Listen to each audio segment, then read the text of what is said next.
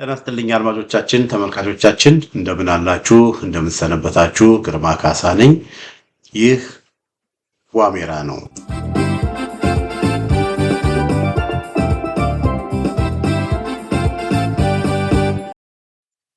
በዛሬው የዋሜራ መርሃ ግብራችን በወሎና በጎጃም ስለተደረጉ አንዳንድ ወታደራዊ እንቅስቃሴዎች በሶስት ግንባሮች ስለነበረው ሁኔታ አንዳንድ መረጃዎችን ይዤላችሁ መጥቻለሁ። ምንድነው በእነዚህ በሶስት ግንባሮች በዚህ ሳምንት ምንድነው የሆነው የሚለውን ለማሳየት ሞክራለሁ።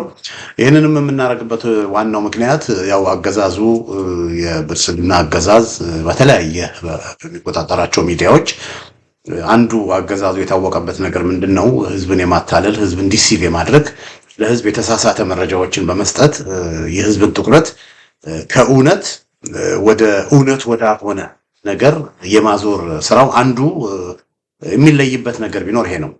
የዲሴፕሽን የብልጽግና አገዛዝ ማለት የዲሴፕሽን አገዛዝ ነው። የብልጽግና ሰዎች ማለት በቃ በሰርቲፋይድ ላየሮች ናቸው። ያለውን ነገር ቀይረው አታለው አጭበርብረው ዋሽተው ህዝብ እውነትን ሳይሆን ውሸትን ብቻ በመስማት የተሳሳተ አመለካከትና የተሳሳተ ግንዛቤ እንዲኖረው ማድረግ ነው አንዱ ስራቸውና ዓላማቸው። እና በጣም በተለይ የፋኖ እንቅስቃሴን በተመለከተ ብዙ ጊዜ በዚህ ፕሮግራም ላይ ተናግሬያለሁ። የፋኖ ወታደራዊ አቅም ፎርሚደብል ነው። በጣም ጠንካራ ኃይል ነው። በጎንደር፣ በጎጃም፣ በወሎ፣ በሸዋ፣ በወለጋም ሳይቀር እየተገነባ ያለው በጣም ጠንካራ ኃይል ነው።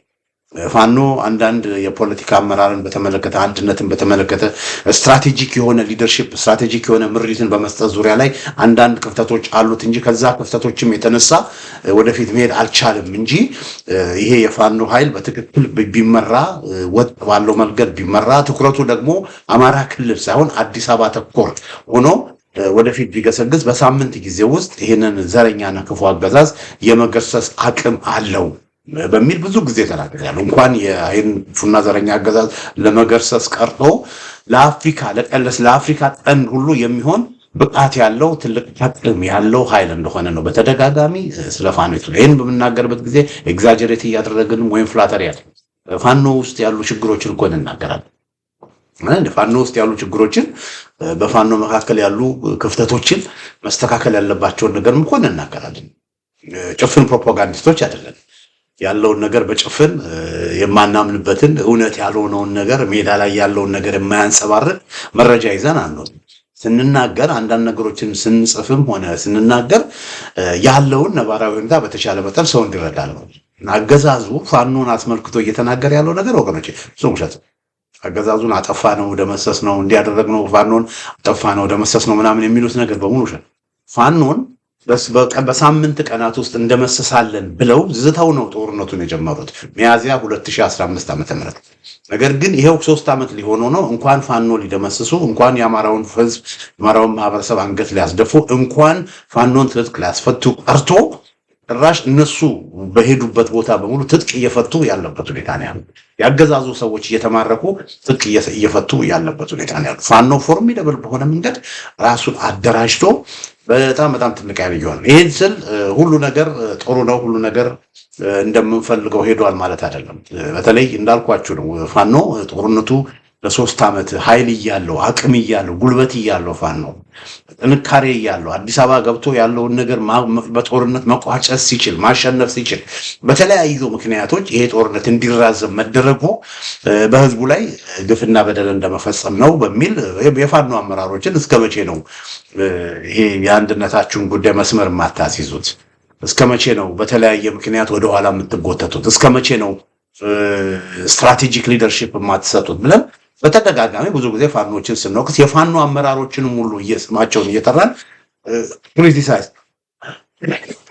ስናደርግ ስንተች ነው የነበረው እና ያ መስተካከል አለበት። ሆኖም ግን አሁን ባለው ሁኔታ የብልጽግና አገዛዝ በአውደ ውጊያዎች በተለያዩ አውደ ውጊያዎች ያው ከመስከረም 14 እስከ መስከረም 30 በወሎ እንዳየነው አሁንም በተለያዩ ቦታዎች ከፍተኛ ሽንፈቶችን እያስተናገደ ነው። ይሄንን አሁን የዛሬ ማቀርብላችሁ በወሎና በወሎ ሁለት ግንባሮችና በጎጃም አንድ ግንባር ላይ የተከሰተ ክስተትን ነው ማወራላችሁ እና ይሄንን የውጪ ሰዎችም የውጪ ፐንዲትም እንደነ ማርቲን ፕላውት ያሉትም ስለዘገቡት ይህንን ነገር የብልጽግና ሰዎች እንዲያውቁ በተለይ ይህንን ፕሮግራም የሚከታተሉ በአዲስ አበባ በተለያየ ቦታ ያሉ የብልጽግና ካድሬዎች የብልጽግና ሰዎች እንዲያውቁ የዲጂታል ብልጽግናዎች የብልጽግና ሚዲያዎች የብልጽግና አውታር ዘጋቢዎች ብልጽግና በገንዘብ ያሰማራቸው ሰዎች በተለያየ መንገድ የሚያወሩትን ብቻ እየሰሙ እውነታውን የማይገነዘቡ ሰዎች እውነታውንም እንዲገነዘቡ ለማድረግ ነው። እና ይሄ በአማራ ክልል እየተደረገ ያለው በወለጋ በኦሮሞ ክልልም በወለጋ እየተደረገ ያለው ጦርነት ከፋኖ ጋር እየተደረገ ያለው ጦርነት አገዛዙ እያሸነፈ ሳይሆን አገዛዙ ትልቅ ኪሳራ እየደረሰበት እንደሆነ በዚህ አጋጣሚ ለመግለጽ እወዳለሁ። እና ይህንንም ለማሳየት በሶስት ግንባሮች የሆኑትን አሳያቸዋለሁ። እዚህ ጋር ብትመለከቱት አድማጮቻችን፣ ተመልካቾቻችን እነዚህ የምታዩቸው በዚች በጥቂት ቀናት ውስጥ በጎንደር በጎጃም በደብረ ማርቆስ አካባቢ እጃቸውን የሰጡ ናቸው የተማረኩ ናቸው እና ታህሳስ 26 ቀን 2018 ዓ.ም በተደረገው ውጊያ ማለት ነው። እና በዚህ ጉዳይ ላይ የአማራ ፋኖ ብሔራዊ ኃይል አፋብሃ የቴዎድሮስ እዝ የምዕራብ ቀጠና ማለት ነው የጎጃም ማለት ነው ቴዎድሮስ እዝ አመራሮች በሶሻል ሚዲያ የለቀቁት አለ። ቪዲዮዎችም ወጥተዋል፣ ፎቶ ፒክቸሮችም ወጥተዋል። እና ምንድነው የሚለው የአዳራሽ ጩኸትና የጠላቱ ካታ የማይበገረው ሰራዊታችን ይላል። የአማራ ፋኖ ቴዎድሮስ እዝ አይ ቲንክ የፖለቲካ ዘርፍ ኃላፊው አስረስ ማረ ይፋ ያደረገው ነው፣ ወይንም ደግሞ በአመራር ደረጃ ተጽፎ አስረስ ማረ ያጋራው ሊሆን ይችላል። ግን ብቻ ከአማራ ፋኖ ቴዎድሮስ እዝ አመራሮች የወጣ ነው። እና ምንድነው የሚለው የአዳራሽ ጩኸት እና የጠላቱ ካታ የማይበገረው ሰራዊታችን የአብይ አህመድን ወራሪ ሰራዊት ማርኮ መደርደር የዘውትር ስራው ነው ይላል። ማርኮ መደርደር የዘውትር ስራው ነው። በዚህ ተጋድሎ የጠላት የውጊያ ምሽግ ብቻ ሳይሆን የአሉባልታና የውሸት ምሽጉም ተደርምሷል። እንግዲህ ቅድም እንዳልኳችሁ ነው አገዛዙ የውሸቶችን መደርደር፣ አሉባልታን መደርደር፣ ነገሮችን አጣሞ ነገሮችን ስፒን አድርጎ ሰው እውነተኛ መረጃ እንዳያገኝ የማድረግ ስራ እየሰራ ነው። እና የዚህ ጋር የአማራ ፋኖ ቴዎድሮስ እዝ ምንድነው የሚለው የዘውትር ስራው ነው ይላል። እና መማረክ ሰራዊቱን እንዲማረኩ ማድረግ የዘውትር ስራው ነው። እና በዚህ ተጋድሎ የጠላት የውጊያ ምሽግ ብቻ ሳይሆን ያሉባልታና የውሸት ምሽጎች የተደረመሱ ነው ብሎ ይገልጻል። ለወራት አምጦ ወደ ጮኬ ከዘለቀው የጀነራል ብርሃኑ ጮኬ ማለት ጎጃም ማለት ነው፣ ደብረ ማርቆስ አካባቢ ያለ ቦታ ነው። ወደ ጮኬ የዘለቀው የጀነራል የብርሃኑ ጥላሁን ወራሪ ሰራዊት የብርሃኑ ጁላ ወራሪ ሰራዊት የስድስተኛ እዝ 8ኛ 2ኛ ኮር ማለት 602ኛ ኮር የስድስተኛ እዝ 602ኛ ኮር 25ኛ 32ኛ 57ኛ ክፍለ ጦሮች በገና ዋዜማ ላይ ልዩ ስጦታ ተረክበዋል ነው የሚለው። እነዚህ ሶስት ክፍለ ጦሮች ነው እንግዲህ 602ኛ ኮር ውስጥ ሶስት ክፍለ ጦሮች 25ኛ 32ኛ 5ኛ ክፍለ ጦሮች በገና ዋዜማ ላይ ገና ከመግባቱ በፊት ላይ ልዩ ስጦታ ተረክበዋል ይላል። የአማራ ፋኖ ብሔራዊ ኃይል ቴዎድሮስ እዝ 206ኛ ኮር 24ኛ ክፍለ ጦር ታህሳስ 24 እና 25 ባደረገው ትንቅንቅ የጮኬውን ስምሪት ከወሰዱት የጠላት አሃዶች መካከል የ25ኛ ክፍለ ጦርን ሙሉ ለሙሉ መደምሰሱን ነው የገለጹት። እንግዲህ እዛ አካባቢ 5ኛ 32ኛ 57ኛ ክፍለ ጦሮች ነው የተሰማሩት። እነዚህ ከሶስቱ ክፍለ ጦሮች ውስጥ አንዱ ክፍለ ጦር 25ኛው ክፍለ ጦር ሙሉ ለሙሉ መደምሰሱን በዛ በጎጃም በደብረ ማርቆስ አካባቢ ጮኬ ተራራ አካባቢ የተደረገው ውጊያ ሙሉ ለሙሉ መደምሰሱን ነው እንግዲህ መግለጫው የሚናገረው። እና የቴዎድሮስ እዝ የመልሶ የማደራጀት ተግባር እንቅልፍ የነሳው ሜጀር ጀነራል ብርሃኑ ጁላ ሜጀር ጀነራል ብርሃኑ ጥላሁን ያሰበውን ሳያሳካ ያንቀሳቀሰውን ሰራዊት እንደ ጉም አትኖ ደብረ ማርቆስ ባዶ እጁን ተመልሷል ይላል። እንግዲህ ይሄ ምንድነው? ሜጀር ጀነራል ብርሃኑ ጥላሁን እንግዲህ እዛ አካባቢ የተሰማራው የአገዛዙ ጀነራል ነው። እና ይሄ ጀነራል 25ኛ 23ኛ 5ኛ ክፍለ ጦሮችን አሰማርቶ በዛ አካባቢ ውጊያ ተደርጓል። እና በተደረገው ውጊያው እንግዲህ አንድ ክፍለ ጦር ሙሉ ለሙሉ መደምሰሱን ነው የአማራ ፋኖ ቴዎድሮስ ቀላል አይደለም። እና በዚህ አውደ ውጊያ ብቻ 206ኛ ኮር ማለት የአገዛዙ ሳይሆን የአማራ ፋኖ ቴዎድሮስ በፊት የአማራ ፋኖ ቴዎድሮስ እዝ ክፍለ ጦሮች ነበሩ፣ ወደ 11 ክፍለ ጦሮች ነበሩ። እና ይሄ የክፍለ ጦሮችን በእዝ የማዋቀር ስራ ላይ ነው ያለው። በእዝ የማዋቀር ስራ ላይ ነው እና ጎጃምን ይቅርታ በኮር የማዋቀር ስራ ላይ ነው እና አንዱ በኮር ከተዋቀረው አወቃቀር አደረጃጀት መካከል አንደኛው 206ኛው ኮር እና 206ኛው ኮር 21ኛ ክፍለ ጦር ነው። እንግዲህ ከአገዛዙ 3 ክፍለ ጦሮች ጋራ በደብረ ማርቆስ አካባቢ ትንቅንቅ ያደረገው እና በዚህ አውደ ውጊያ ይላል መግለጫው 206ኛ ኮር 3 ዲሽቃዎችን 2 ሞርታሮችን 8 ብሬኖችን 5 ስናይፐሮችን እና 230 ክላሽ ከበርካታ ተተኳሽ ጋር በመማረክ ለወገን ኃይል ግምጃ ቤት ገቢ ተደርጓል ይላል። በሌላ በኩል 2 የመቶ አለቃ ማዕረግ ያላቸው 2 የመቶ አለቃ ማዕረግ ያላቸው መስመራዊ መኮንኖችን ጨምሮ 61 ወታደሮች ተማርከዋል። እንግዲህ እዚህ ጋር የምታዩቸው የመከላከያ የሁለተኛ የ25ኛ ክፍለ ጦር አመራር ወታደሮች ናቸው ተማርከው እጅ ሰጥተዋል እና ቪዲዮዎቹም አሉ። በቪዲዮ ብታዩት በጣም ይቀርማል እና እነዚህ በሙሉ እጃቸውን ሰጥ የሞቱትን እንግዲህ አስቡት፣ እንደ ቅጠል የረገፉትን አስቡት እና እዚህ አካባቢ ይመጣሉ ከአማራ ክልል ከደቡብ ክልል ለ6 ወር ምናምን ወታደር ሆኖ ሀገራችንን እንከላከል ብለው ወደዚህ አካባቢ ይመጣሉ። እዚህ አካባቢ ሲደርሱ ያልቃል እና በዚህ ሁኔታ የአብይ አህመድ አገዛዝ ሰራዊት በጎጃም ደብረ ማርቆስ አካባቢ ከፍተኛ የሆነ ወታደራዊ ኪሳራን ወታደራዊ ክስረትን ያስተናገደበት ሁኔታ ነው ያለው። በሌላ በኩል 2 የመቶ አለቃ ማዕረግ ያላቸውን መስመራዊ መኮንኖች ጨምሮ 61 ወታደሮች ተማርከዋል ይላል። እንዲሁም 2 የሬጂመንት አዛዦች 5 መቶ አለቃዎች እና 420 የአረመኔው ሰራዊት አባላት ተደምስሰው ከ130 በላይ የጠላት ኃይል ቁስለኛ ሆኗል። ወደ 420 የሚሆኑ ህይወታቸውን አጥተዋል። ከ137 በላይ ቁስለኛ ሆኗል። 61 ደግሞ ተማርከዋል። በዚህ በደብረ ማርቆስ አካባቢ በኦኬ ተራራ አካባቢ በተደረገው ውጊያ እና የ602ኛ ኮር አዛዡ ጀነራል ሶፊያን አህመድ ይባላል። የ6ኛ 2 ኮር አዛዡ ጀነራል ሶፊያን አህመድ ይባላል። የ32ኛ 57ኛ እና 27ኛ ክፍለ ጦርን አቀናጅቶ ለማጥቃት የነበረው ወታደራዊ እቅድ በቴዎድሮስ እዝ 206ኛ ኮር በፈጸመው አስደናቂ ተጋድሎ እጀት ሆኖ ቀርቷል። የደረሰበትን ምት መቋቋም አቅቶት በትንትኑን የወጣውን የጀነራል ሶፊያን ኮር ለማገዝ በማቻከል አቅጣጫ የተንቀሳቀሰው ሌላው የጠላት ዩኒት 4ኛውን ዲሽቃ ለቴዎድሮስ እዝ 109ኛ ኮር አስረክቦ ተመልሷል። ከጮኬ ጭጋግ የወደቀውን የጠላት አስክሬን ማህበረሰቡ እየሰበሰበ እየቀበረ ይገኛል። በጣም ብዙ የመከላከያ ሰራዊት ያገዛዙ ጦር ሰራዊት ነው እዛ አካባቢ የረገፉት። አጠቃላይ አንድም አስክሬን ሳያነሳ በትንትኑ ወጥቶ በየጫካው ወድቆ እየተገኘ የሚገኘው የሜጀር ጀነራል ብርሃኑ ጥላሁን 5ኛ ክፍለ ጦር ካሁን ባለው ተጨባጭ ሁኔታ 618 የሰው ኃይል ከጥቅም ውጪ ሆኖበታል።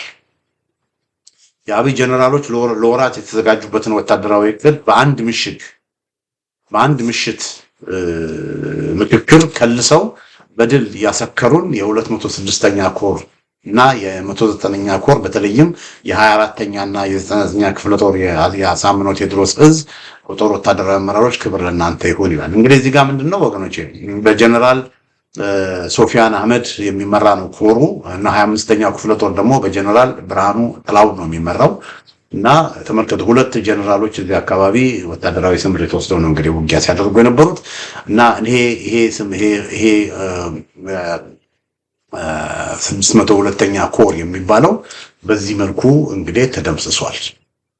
ቀላል ሽንፈት አይደለም እና በጣም ብዙ የመከላከያ ሰራዊት ከ400 በላይ ሞተዋል ወይም ቆስለዋል እና ይሄ ነው እንግዲህ በዚህች በታህሳስ 25 ዓመተ ምህረት ጀምሮ በጎጃም ያየነው ነገር ይሄንን ነው። አድማጮቻችን ተመልካቾቻችን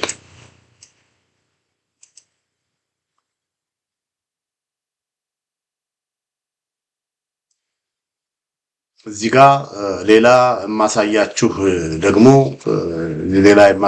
ደግሞ ይሄንን አሳያችኋለሁ። እዚህ ጋር የምታዩት ደግሞ ምንድነው በወልዲያ ሳንቃ አካባቢ በተደረገ በወሎ ግንባር ሳንቃ ማለት ከወልዲያ አቅራቢያ ያለ ነው። እዛ አካባቢ ከፍተኛ ስንቅ ራሽን ይዞ በከባባድ መሳሪያ በኮንቮይ እንትን ብሎ እዛ አካባቢ ውጊያ ሲያደርግ የነበረ ለማድረግ በዛ አካባቢ ሲጓዝ የነበረ የአገዛዙ ኃይል እንደምታዩት ነው። የአገዛዙ ኃይል ቪዲዮ አለ። ቪዲዮውን ብዙዎች በቴሌግራም በተለያየ መንገድ እየተመለከቱት ነው። የአገዛዙ ኃይል እዚህ ጋር የምታዩት የአገዛዙ ኃይል በደረሰበት ከፍተኛ ጥቃት እንደምታዩት ነው። ኮንቮዮቹ በሙሉ ዙ 23 ነው የጫኑ ወታደራዊ ኮንቮዮች በዚህ ሁኔታ በአርፒጂ ሮኬት ፕሮፔለር ግሬኔድ ታንክ መቃወሚያ መሳሪያዎች አሉ አይደል? እዚህ አንገት ላይ ተደርገው በሱ በአርፒጂ ሙሉ ለሙሉ ዜሮ የሆኑበት ሁኔታ ነው ያለው እና በዚህ አካባቢ ሲንቀሳቀሱ የነበሩ የአገዛዙ ታጣቂዎች ብዙዎቹ ሞተዋል እና ፋኖ ይሄ ቆመቀር መሳሪያ ብቻ ታጥቆ የተቀመጠ መስሎ የሚሰማቸው ወገኖች ካላችሁ በዚህ መልኩ በጸረ ታንክ በሮኬት ፕሮፔለር ግሬኔድ አርፒጂ የታጠቀ ነው። አርፒጂ ጸረ ታንኮችን ጸረ ትላልቅ መኪናዎችን የታጠቀ ነው እና በዚህ ሁኔታ ከባባድ መሳሪያ ኮንቮይ ከአንድ ቦታ ወደ አንድ ቦታ ከወልዲያ አካባቢ ወደ ሳንቃ በሚንቀሳቀስበት ጊዜ ነው። እዚህ ጋራ በተቀናጀ መልኩ በአንድ በኩል የጥቁር ውሃ ሳንቃ በሚባለው አካባቢ ዘንዶ ጅራት በሚባል ቦታ ነው እንግዲህ ያሳምነው እዝ ቃል አቀባይ አበበ ፈንታው እንደገለጸው ዘንዶ ጅራት በሚባል ቦታ ነው ጥቃቱ የተደረገው እና በዚህ በሳንቃ በኩል ጥቃት በሚደረግበት ጊዜ በሌላ በኩል ደግሞ እንደዚሁ የላስታ የምስራቅ አማራ ኮር አንድ አሳምነው ክፍለ ጦር ነው ይሄን ኦፕሬሽን ያደረገው። በሌላ በኩል ደግሞ የላስታ አሳምነው ኮር ተከዜ ክፍለ ጦር ደግሞ በጊዳን በኩል አድርገው በሁለት መስመር ነው እንግዲህ ይሄ ኃይል ተከቦ እንዲመታ የተደረገው እና የዚህ የአሳምነው እዚህ ጋር የምታዩት ወንድማችን ሻለቃ ድርሳን ብርሃኔ ይባላል። የወሎ አሳምነው እዝ የአፋብሃ አሳምነው እዝ ወታደራዊ አዛዥ እና በዚህ መልኩ በሳንቃ አካባቢ በጣም የተሳካ ሚሊተሪ ኦፕሬሽን ተደርጎ እዛ አካባቢ ከባባድ መኪናዎች ሁሉ የወደሙበት በርካታ ያገዛዙ ኃይል የተሸነፈበትና ከፍተኛ ጉዳት የደረሰበት ሁኔታ ነው ያለው። ይሄ እንግዲህ በወሎ አንዱ መስመር ነው። በሌላ በኩል እንደዚሁ በሌላው መስክ ደግሞ በወሎ በዚህ ብቻ አይደለም። በላስታ አሳምነው ኮር በአገዛዙ በአፋብሃ ምስራቅ አማራ ቀጠና ሚኒሊክ ዕዝ ግዙፉ ላስታ አሳምነው ኮር ክንፍ የሆኑት እሸት ክፍለ ጦርና ነብሮ ተወርዋሪ ኮማንዶ ብርጌድ በጥምረት ሆነው ከላሊበላ ጋሸና እና ከላሊበላ ጋሸና ከጋሸና ላሊበላ በሁለት አቅጣጫ ማለት ነው። ጋሸናን ታውቆታለህ? ከላሊበላ ከጋሸና በሁለት አቅጣጫ ቆይ ካርታውን ላሳያችሁ። እዚህ ጋር የምታዩት ነው እንግዲህ ይሄ በቀይ ኮከብ ያደረኩበት በምዕራብ በኩል ያለው ያው የደብረ ማርቆሱን ግንባር ነው የሚገርኳችሁ ቅድም ያሳየዋችሁ። ወደዛ ወደ ወልዲያ አካባቢ ደግሞ ያለው ሳንቃ አካባቢ በአርፒጂ የአገዛዙ ኮንቮይ ራሽን የያዘ መሳሪያ የያዘ የአገዛዙ ኮንቮይ በዚህ አካባቢ የደረሰበትን ጉዳት ነው እንግዲህ ያሳየዋችሁ። ይሄ ያሁኑ ደግሞ አሁን ማሳያችሁ ደግሞ እዚህ ከላሊበላ አለች። በላሊበላና ላሊበላ አገዛዙ ነው ያለው፣ ጋሸናም አገዛዙ ነው ያለው እና ከላሊበላ ወደ ጋሸና ከጋሸና ወደ ላሊበላ በሚወስደው መንገድ ለመንቀሳቀስ ሞክሮ ነበረ እና እዚህ አካባቢ ለመንቀሳቀስ በሚሞክርበት ጊዜ በሁለት አቅጣጫ እየተንቀሳቀሰ የነበረን የአገዛዙን ሰራዊት አይቀጡ ቅጣት ሲቀጡት ተፈራ ማሞ ክፍለ ጦር የሚባል አለ። የላስታ አሳምነው ዕዝ ተፈራ ማሞ ክፍለ ጦር አለ። እንደዚሁም ደግሞ እንዳልኳችሁ እሸተ ክፍለ ጦር አለ። ነብሮ ተወርዋሪ ብርጌድ አለ እና እነዚህ ሁለቱ በጋሸናና በላሊበላ አካባቢ ከአገዛዙ ጋር ትንቅንቅ አድርገዋል። በሌላ በኩል ደግሞ በጀነራል ተፈራ ማሞ ስም የተሰየመው ደግሞ መነሻውን ቡግና አይና ከተማ አድርጎ ወደ ቅዱስ ሀርቤ የሚባል ቦታ እየተንቀሳቀሰ የነበረን ሰራዊት እዛም ላይ ጉዳት አድርሰዋል ማለት ነው እና እንደው ይሄንን እንደ አንድ ላስታ ያለውን እንደ አንድ ግንባር ወሰድኩት እንጂ በአንድ ቦታ ብቻ አይደለም፣ በሁለት የተለያዩ ቦታዎች የጀነራል ተፈራ ማሞ ክፍለ ጦርና እንደዚሁም የእሸተ ክፍለ ጦር ከተወርዋሪው ብርጌድ ጋራ አብረው ሆነው በሁለት የተለያየ ቦታ ነው ውጊያ ያደረጉት እና እዚህ አካባቢ ከፍተኛ የሆነ ውጊያ ተደርጎ በላሊበላና በጋሸና አካባቢ እንደዚሁ አገዛዙ ከፍተኛ ጉዳት ደርሶበታል እና የአፋብኃ ምስራቅ አማራ ቀጠና ሚኒሊክ ዕዝ ቃል አቀባይ የለቀቀውን ላንብብላችሁ። አፋብኃ ምስራቅ አማራ ቀጠና ሚኒሊክ ዕዝ ግዙፉ ላስታ አሳምነው ኮር ክንፍ የሆኑት እሸተ ክፍለ ጦርና ነብሮ ተወርዋሪ ኮማንዶ ብርጌድ በጥምረት በመሆን ከላሊበላ ጋሸና፣ ከጋሸና ላሊበላ በሁለት አቅጣጫ እየተንቀሳቀሰ የነበረን የአገዛዙ ሰራዊትን አይቀጡ ቅጣት ሲቀጡት ተፈራ ማሞ ክፍለ ጦር ደግሞ መነሻውን አይና ከተማ አድርጎ ወደ ቅዱስ ሀርቤ እየተንቀሳቀሰ የነበረን ግትልትል ሰራዊት እንደ ቃሪያ ሲያራግፉት ውለዋል ይላል። ምላሱ ብቻ የቀረው የብልጽግናው አዛዥ በአፈቀላጤዎቹ በኩል ፋኖን ከምድረገጽ አጥፍቻለሁ የሚል ውሸት ፕሮፓጋንዳ ለገና በዓል ወደ ላሊበላ ከተማ ለሚመጡ እንግዶች ለማስረጽ የተለያዩ የክልልና የዞን ሆዳደር ካቢኔዎችን ይዞ በመምጣት ላይ ያለ በዛሬው ዕለት ማለትም በቀን 26 ታኅሳስ 26 2018 ዓ.ም በእሸተ ክፍለ ጦርና በነብሮ ተወርዋሪ ኮማንዶ ብርጌድ ሲረግፍ ውሎ ያሰበውን ሳይሳካ ወደ መጣበት ተመልሷል። ውጊያውን ከንጋቱ 11 ሰዓት ጠዋት ማለት ከንጋቱ 11 ሰዓት እስከ 6 ሰዓት የዋለ ሲሆን በዚህም ብዛት ያለው የነፍስ ወከፍ መሳሪያዎች ሲማረኩ ከ30 በላይ ያገዛዙ ሰራዊት በእሸተ ክፍለ ጦርና በነብሮ ኮማንዶ ብርጌድ ሲደመሰሱ ከወደ ቅዱስ ሀርቤም ተፈራ ማሞ ክፍለ ጦር ሲረግፉ ውሎ ሙትና ቁስለኛ ሆኖ ወደ አይነ ከተማ ተመልሷል። ውጊያን በበላይነት የአፋብኃ ምስራቅ አማራ ቀጠና ሚኒሊክ ዕዝ ምክትል ወታደራዊ አዛዥና የላስታ አሳምነው ኮር ሰብሳቢ አርበኛ ወንድሙ ማሩ የመራው ሲሆን አርበኛውም በደመቀ ሁኔታ ታኅሳስ 29 ቀን የሚከበረውን የገላ በዓል አገዛዙ ከሚያስበው በላይ እኛ እንዲከበርልን እንፈልጋለን። ነገር ግን በዚህ በዓል የብልጽግና ፈቀላጤ ስለ አማራ ትግል ሆነ ስለ አማራ ፋኖ የውሸት ፕሮፓጋንዳ የሚያሰራጩ ከሆነ እኛ በአቅራቢያው እስካለን ድረስ እርምጃ እንወስዳለን ብሏል እና ይሄ መረጃ የደረሰው የአፋብኃ አማራ ቀጠና ሚኒሊክ ዕዝ አሳምነው ሚኒሊክ ዕዝ ሚዲያና ኮሚኒኬሽን መምሪያ ጋዜጠኛ ፋኖ ደረበ መኮንን ሪሊዝ ያደረገ ነው እና ፋኖ ደረበ የአማራ ፋኖ አሳምነው ምክትል አዛዥ 50 አለቃ ወንድሙ ማሩን የገና በዓል በላሊበላ እንዲከበር ፋኖ አስፈላጊውን ትብብርና ዝግጅት እያደረገ እንደሆነ በሰላም እንዲከበር እያደረገ እንደሆነ ይሄንን በዓል ተጠቅሞ ግን ለፖለቲካ ፕሮፓጋንዳ ለመጠቀም ይሄንን በዓል ተጠቅሞ ሃይማኖታዊ ሆነው የሃይማኖትን በዓል ለፖለቲካ ፕሮፓጋንዳ ለመጠቀም የሚሞክሩ ካሉ ግን በእነሱ ላይ የማያዳግም እርምጃ እንደሚወሰድ ነው የአማራ ፋኖ አሳምነው ምክትል ወታደራዊ አዛዥ ሻለቃ 50 አለቃ ወንድሙ ማሩ የገለጹትና እነዚህ ሶስት ኦፕሬሽኖች እንግዲህ በእችን ሰሞን በዚህ ሳምንት ውስጥ ብቻ ሁለቱ በወሎ ሶስተኛው ደግሞ በደብረ ማርቆስ የተደረጉ ኦፕሬሽኖች ናቸው እና ይሄ ቀላል ኦፕሬሽኖች አይደሉም እና አገዛዙ ፋኖ እንደምትሻለው ፋኖን አጥፍቻለሁ የሚል በቃ በፕሮፓጋንዳ በቃ አንድ ነገር እየደጋገሙ በመናገር አንድ ነገር እየደጋገሙ በማውራት እውነት ሆኖ ሰው እንዲቀበሉ የማድረግ ስራ በብዛት እየሰሩ በጣም ከፍተኛ የሆነ ባጀት መድበው ለቲክቶከሮች፣ ለዩቲዩበሮች፣ ለብሎገሮች ከፍተኛ የሆነ ባጀት መድበው ስምሪት ሰጥተው በተቻለ መጠን ህዝቡን የማታለል ስራ ህዝቡን የመዋሸት ስራ በስፋት እየሰሩ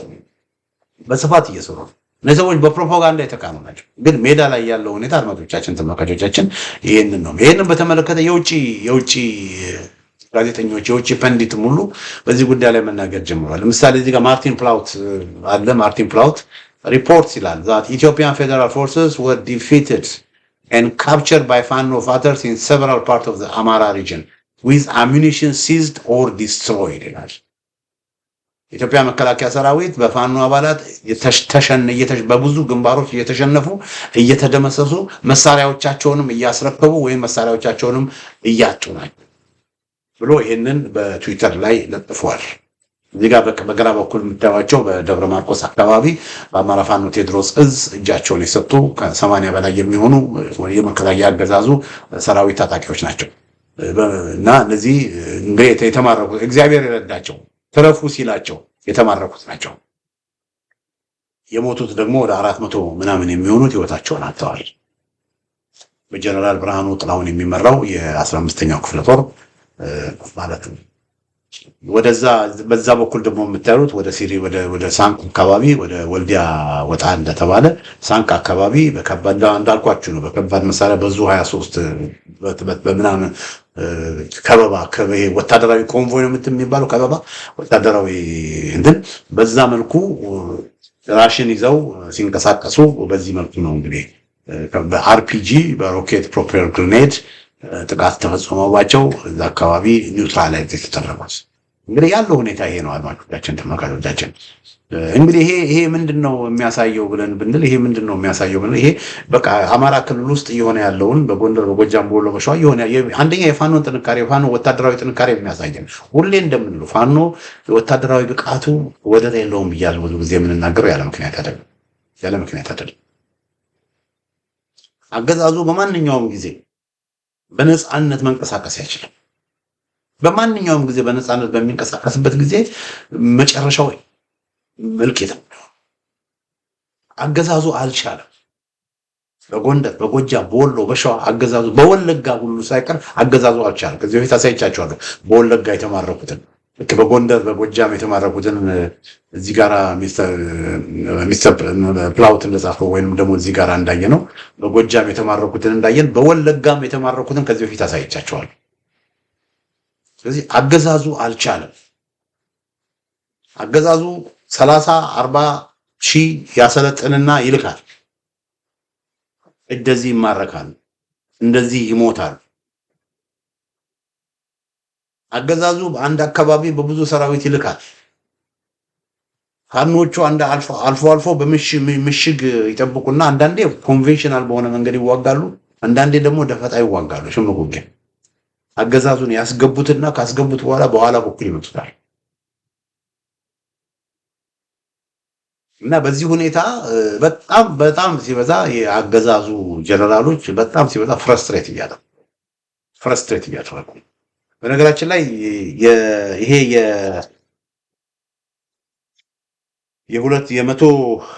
የ400 ስንት ነው ኮር የሚባለው በጎጃም የተደመሰሰው ኮር በጀነራል ብርሃኑ ጥላሁን የተመራው ክፍለ ጦሩ ነው። ኮሩ በጀነራል ሶፊያን አህመድ የተመራ ኮር ነው። በጀነራል ሶፊያን አህመድ የተመራው ኮር በትግራይ ጦርነት ይደረግ በነበረ ጊዜ ገደል ላይ የከተተ ሲገድሉ የነበሩ ናቸው። አረመኔዎች ናቸው። እና እነዚህ አንዳንድ የመከላከያ ሰራዊት አባላት በቃ በህዝቡ ላይ ጭፍጨፋ እንዲፈጽሙ፣ እልቂት እንዲፈጽሙ በዛ መልኩ በቃ በህዝቡ ላይ ክፉ እንዲሆኑ ትሬን ተደርገው ነው የሚሉት። ይሄ የወታደራዊ በሚሊተሪ ስራቸው በሚሊተሪ ተግባራቸው ጎበዝ ተዋጊ እንዲሆኑ በቃ ይሄ ታርጌት አላለ ታርጌት ጥይት ሲተኩሱ ታርጌት እንትን ማለት እንደገና ደግሞ ኤንዱራንስ ተራራ ሲወጡ ቁልቁለት ሲወርዱ በደጋው በብርዳማ ቦታ በቆላማ ቦታ ምናልባትም ለረጅም ጊዜ ምግብ ሳይበሉ ለረጅም ጊዜ ተጉዘው ይሄ በቃ ስትሬንዝንና ኤንዱራንስን የሚጠይቅ ጥንካሬን የሚጠይቅ ነገር ይሄንን አይደለም። በዚህ ነገር አይደለም የሚያሰለጥናቸው። በቃ አንድ ወታደር ጎበዝ ወታደር፣ ጠንካራ ወታደር፣ ፕሮፌሽናል ወታደር እንዲሆን አይደለም የሚያሰለጥናቸው። እችን ታርጌት መምታት ምናምን እንደዚህ አይነት ነገር በቃ በ3 ወር በ6 ወር ያሰለጥኑና በዋናነት ግን ኢንዶክትሪኔት ያደርጓቸዋል። በቃ ጨካኝ እንዲሆኑ አድርገው ነው የሚይዟቸው። ሴቶችን ሬፕ እንዲያደርጉ እንዲደፍሩ፣ ወጣቶችን በጅምላ እንዲረሽኑ ነው የሚያደርጓቸው። እና ይሄ እነዚህ የተማረኩት ሰዎች በጀነራል ሶፊያን አህመድ ይመራ የነበረው ይሄ ስንተኛ ኮር የሚባለው 602ኛ ኮር የሚባለው አድማጮቼ ተመልካቾቼ በትግራይ ጦርነት ጊዜ ከህወሓት ጋር ይደረግ በነበረ ጦርነት ጊዜ በትግራይ እልቂት ይፈጸማል። በቃ እንትን ገደል ላይ የገደለ የትግራይ ወጣቶችን የተማረኩ ቲዲኤፍም ሊሆኑ ይችላሉ። የተማረኩ ምንም ያሁን ብቻ የተማረከ ካለ በትክክለኛ እንግዲህ ተማርኮ ለፍርድ መቅረብ አለበት እና የሚገድሉ በቃ እየገደሉ ገደል ላይ ሲፈቱ የነበሩ ሰዎች ናቸው። እና አሁን እነዚህ ናቸው በደብረ ማርቆስ የዛ አካባቢ የአማራው ማህበረሰብ የጎጃም ማህበረሰብ ፋኖን ማህበረሰብ ለመግደል ለመጨፍጨፍ በተሰማሩበት ጊዜ እነሱ ያው የእጃቸውን ያገኙት ማለት ነው። እና ያለው ሁኔታ ይሄ ነው። እና ይሄ በዚህ ሳምንት የተደረገ ነው። እና ይሄ እንግዲህ የብዙዎቻችን ጥያቄ የፋኖ ወታደራዊ ብቃት ምንም የሚያከራክር አይደለም። የፋኖ ወታደራዊ ጥንካሬ የሚያከራክር አይደለም። እና ይሄ ኃይል በዚህ መልኩ 602ኛ ኮርን በዚህ መልኩ የደመሰሰ ኃይል በጎጃም የደመሰሰ ኃይል በወሎም ደግሞ እንደዚሁ በኮንቮይ በዙ 23 እየተንቀሳቀሱ በላስታም እንደዚሁ በጋሸናና በላሊበላ አካባቢ እየተንቀሳቀሱ ብዙ ነገር የሚያደርጉ የነበሩትን ይህንን ጀብዱ እየፈጸሙ ያሉ በርካታ በጣም በውጊያ ክህሎት በውጊያ ብቃት ላይ የደረሱ አዋጊዎቻቸውም ደግሞ ስማርት የሆኑ ሰዎች ያሉበት የፋኖ አደረጃጀት የፋኖ ኃይል እስከ መቼ ነው ታዲያ በዚህ ሁኔታ ውጊያው ጎንደር ላይ ወሎ ላይ ቆቦ ላስታ ደብረ ማርቆስ አቸፈር ማቻከል ምናምን እነዚህ ቦታ ላይ ብቻ እየተደረገ እስከ መቼ ነው የሚቀጥለው የሚለው እንግዲህ የብዙ ኢትዮጵያውያን ጥያቄ ነው። እዚህ ጋር ምርኮ አይተናል። የመከላከያ ሰራዊት አባላት ሲማረኩ አይተናል። ይማርካል።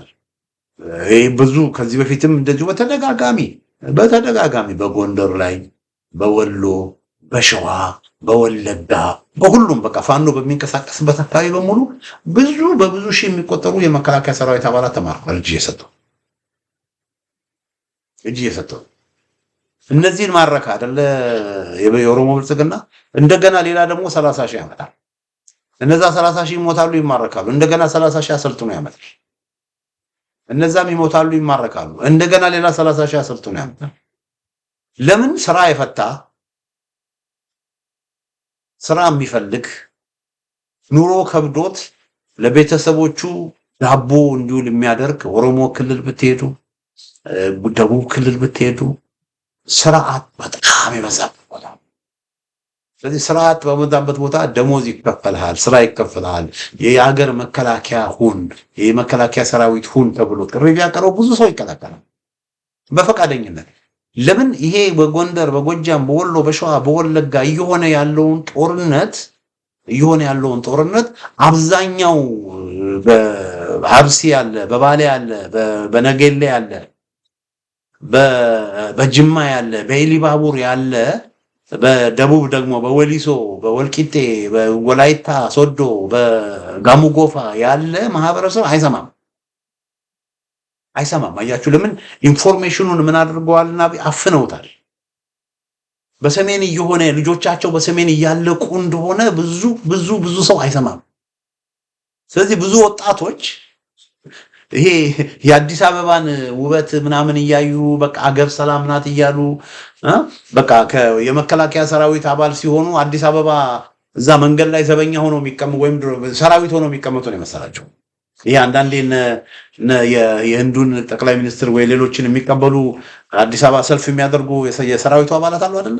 ይሄ በቃ ከጫማ ነጭ ምናምን ክቡር ዘበኛ መስሎ ምናምን እንደ አብዛኛዎቹ እንደቃ በቴሌቪዥን የሚያዩትን እንደዛ ነው የሚሆኑ። በቃ የቤተ መንግስት ክቡር ዘበኛ የሚሆኑ ነው የሚመስላቸው። ለምን? ወደ ጎንደር እንደሚላኩ፣ ወደ ጎጃም እንደሚላኩ፣ ወደ ሸዋ እንደሚላኩ፣ ወደ ወሎ እንደሚላኩ፣ ወደ ወለጋ ወደ ነኪረሙ ወደና አቤደንጎሮ እንደሚላኩ አያውቁም። ስለዚህ ያታልሏቸዋል። ደሞዝም ከፍላቸዋል ይላቸዋል። ስራ ያጣ በሙሉ ደሞዝ ለማግኘት ስራ ስለሆነ በቃ የስራ እድል ስለሚፈጥር በገፍ የኢትዮጵያ መከላከያ ሰራዊት አባል ሆኖ ይገባል። ከዛ ያሰለጥኗቸውና በዚህ መልኩ ህይወታቸውን ይጫወቱታል። እና ይሄንን ብዙ ሰው አያውቅም።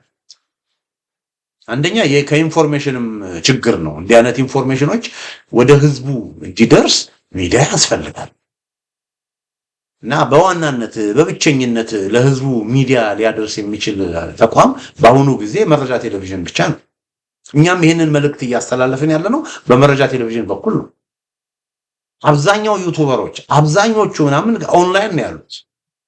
ግን አብዛኛው የኦሮሞ ክልል ውስጥ ያለ የኦሮሞ ወጣት ደቡብ ክልል ውስጥ ያለ የደቡብ ወጣት ኦንላይን ኢንፎርሜሽኖች አያገኝም። ዩቲዩብ ላይ ማህት ሰው ነው ያለው። መሀት ቲክቶከሮች ነው ያሉት፣ መሀት ያገዛዙ ዩቲዩበሮችም አሉ። እውነተኛ ሜዳ ላይ ያለውን ነገር የሚዘግቡ ዩቲዩበሮችን ማግኘትም በጣም አስቸጋሪ ነው የሚሆንበት። ስለዚህ ብዙ ሰው አዌር አይደለም።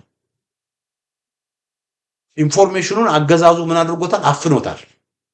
ስለፋኖ እኮ አይነሳም እኮ ታውቃላችሁ አይደል? ስለፋኖ የመንግስት ሚዲያዎች ዋልታም በሉ ሌሎችም ስለፋኖ እኮ ምንም ነገር እኮ አያነሱም። ትምህርት ግን በኢንሳይድ በስብሰባቸው በኢንተርናል ስብሰባቸው ጀነራሎችም ቢሆኑ የኦሮሞ ብልጽግና ፖሊት ቢሮ በሏቸው ሌሎች በሏቸው ስብሰባቸው ላይ አንደኛ አጀንዳቸው ፋኖ ነው። የሚነጋገሩበት የሚወያዩበት አንዱና ትልቁ አጀንዳቸው ፋኖ ነው።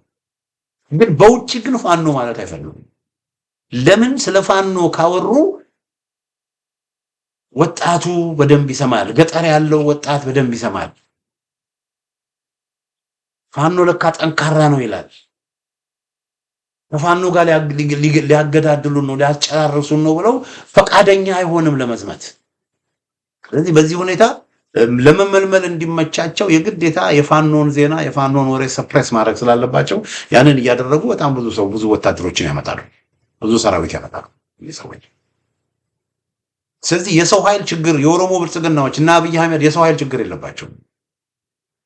እና ፋኖዎች እንደዚህ ቢማርኩ አዎ ትልቅ ድል ነው፣ ትልቅ ታክቲካል ድል ነው። ግን እንደገና ሌላ ኃይል ደግሞ ያመጣል። ስለዚህ ይሄ በጎንደር በጎጃም በወሎ በሰሜን ሸዋ ይፋት በሉት መራቤቴ በሉት መንዝ በሉት በእነዚህ አካባቢዎች የሚደረጉ ሚሊተሪ ኦፕሬሽኖች እና የሚገኙ ወታደራዊ ድሎች በጣም ጠቃሚ ናቸው፣ በጣም አስፈላጊ ናቸው። ያላቸውን ጥቅም አንደር ኤስቲሜት ማድረግ አይቻልም። ነገር ግን ስትራቴጂክ ድሎች አሉ እና ስትራቴጂክ ድል ማለት ጦርነቱን የሚቋጭ ለአንዴና ለመጨረሻ ጊዜ ጦርነቱን የሚቋጭ ጦርነቱን የሚደመድም ድል ያ ስትራቴጂክ ድል ይባላል። እና ስትራቴጂክ ድል ደግሞ ሊመጣ የሚችለው በዋናነት በኔ እምነት አዲስ አበባ ተኮር ትግል ሲደረግና ትግሉ ወደ አዲስ አበባ ደጃፍ ሲመጣ ትግሉ ወደ አዲስ አበባ ደጃፍ በሚመጣበት ጊዜ ያኔ ስትራቴጂክ ይሆናል። አለበለዚያ ጦርነቱ በጎጃም ላይ ብቻ የሚደረግ ከሆነ ጦርነቱ ጎንደር ላይ ብቻ የሚደረግ ከሆነ ጦርነቱ ሰሜን ወሎ ላይ ብቻ የሚደረግ ከሆነ ምንድነው የሚሆነው? አገዛዙም ምንም አልሆነም። አዲስ አበባን ተቀምጦ ደቡብ ክልልን በእጁ ይዟል፣ ኦሮሞ ክልልን በእጁ ይዟል፣ ሶማሌ ክልልን በእጁ ይዟል፣ ጋምቤላን በእጁ ይዟል። አብዛኛውን ደቡብ መካከለኛውና ደቡብ ኢትዮጵያን፣ ምስራቅ ኢትዮጵያን፣ ምዕራብ ኢትዮጵያን በእጁ ይዟል። ስለዚህ ከ120 ከ130 ሚሊዮን ህዝብ ስራ የፈታ ማለት ነው ያለው ወታደር እያመጣ ለ5 ዓመት ለ6 ዓመት ጦርነቱ እንዲቀጥል ማድረግ ይችላል። አቀማል ግን ያ ጎንደር ህዝብ፣ የወሎ ህዝብ፣ የጎጃም ህዝብ ከዚህ በኋላ እንደገና ለ1 ዓመት ጦርነቱን የመቀጠል አቅም አለው ይችላል። ወር ኦፍ አትሪሽን ይባላል። እና አብይ አህመድ ጦርነቱ በተራዘመ ቁጥር እና አብይ አህመድ ነው የሚጠቀሙት። ጦርነቱ በተጎተተ ቁጥር እና አብይ አህመድ ነው የሚጠቀሙት። ለምን? የሰው ኃይል አላቸው እነሱ። ሰው ማምጣት ይችላል። ለሰው ልጆች ግድ አይሰጣቸውም። ግን ኦልሬዲ ከሁለት ዓመት በላይ በአማራ ክልል ጦርነት ተደርጓል። በወለጋ ጦርነት ተደርጓል። ከዚህ በኋላ እንደገና ለረጅም ጊዜ ጦርነት ማድረጉ ያዋጣል? ስለዚህ የግዴታ የፋኖ መሪዎች ይሄ ጦርነት የሚቋጭበትን መላ መፈለግ አለባቸው። ይሄ ጦርነት የማይቋጭ ከሆነ ለአማራ ህልውና ነው የምንታገለው ብለው የአማራን ህልውና እንደውም የበለጠ አደጋ ውስጥ እየከተቱ ለምን ጦርነቱ በቀጠለ ቁጥር የአማራ ህልውና አማራ ክልል የጎንደር ህዝብ፣ የወሎ ህዝብ፣ የሸዋ ህዝብ እየወደቀ እየተንኮታኮተ ነው የሚመጣው። ስለዚህ ይሄንን ጦርነት ማስቆም ያስፈልጋል። ይሄንን ጦርነት ፋኖ በአሸናፊነት ማስቆም ይችላል። ፋኖ በአሸናፊነት ማስቆም እንዲችል ለጦርነቱ የፋኖ አመራሮች ስትራቴጂክ የሆነ ሊደርሺፕ መስጠት መጀመር አለባቸው። እና ይሄ ነው እንግዲህ አድማጮቻችን፣ ተመልካቾቻችን በሶስት ግንባሮች ወሎና ጎጃም የሆኑ ነገር በሚል ርዕስ እንግዲህ ያዘጋጀው ዝግጅት ይህን ይመስላል። በሌላ ጊዜ በተመሳሳይ ፕሮግራም እስክንገናኝ ደህና ሁኑ።